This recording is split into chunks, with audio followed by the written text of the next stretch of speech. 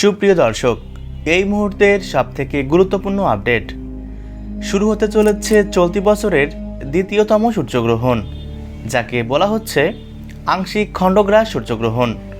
বন্ধুরা, এই গ্রহণকে কেন্দ্র করে রীতিমতো চারপাশে কৌতূহলের সাড়া পড়ে গিয়েছে। বলা হচ্ছে একটানা 4 ঘন্টা 24 মিনিট এই গ্রহণটি দৃশ্যমান থাকবে, যার প্রভাবে দিন হবে রাতের মতো অন্ধকার। তাই গ্রহণ চলাকালীন সবাইকেই সাবধানে থাকতে বলা হচ্ছে। তবে বিশেষ সাবধানতা অবলম্বন করতে বলা হচ্ছে গর্ভবতী মহিলাদের। আসুন দেখে নেওয়া যাক এই গ্রহণটি ঠিক কখন শুরু হবে, কখন শেষ হবে, কোন কোন জায়গা থেকে দেখা যাবে এবং গর্ভবতী মহিলাদের কী সাবধানতা মেনে চলতে হবে।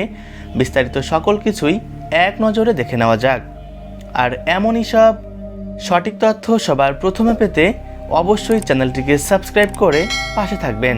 আর হ্যাঁ, আপনি কোন জায়গা থেকে এই ভিডিওটি দেখছেন সেটা কমেন্ট করতে ভুলবেন না। দর্শক বন্ধুরা, বছরের এই দ্বিতীয়তম সূর্যগ্রহণটি নিউজিল্যান্ড, মেলানেশিয়ার পূর্বাংশ, পলিনেশিয়ার দক্ষিণাংশ এবং অ্যান্টার্কটিকার পশ্চিমাংশের বেশ কিছু জায়গা থেকে দৃশ্যমান থাকবে।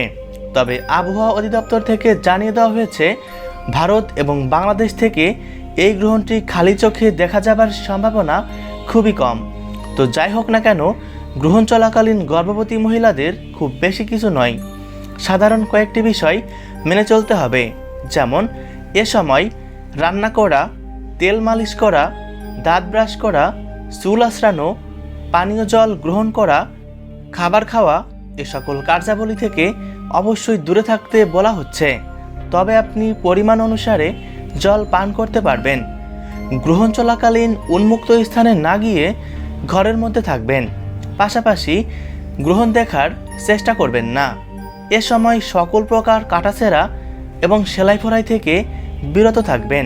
একই সাথে গ্রহণ শেষ হলে যতটা সম্ভব স্নান করবেন এবং নিজ নিজ অবস্থান থেকে সৃষ্টিকর্তাকে স্মরণ করতে ভুলবেন না।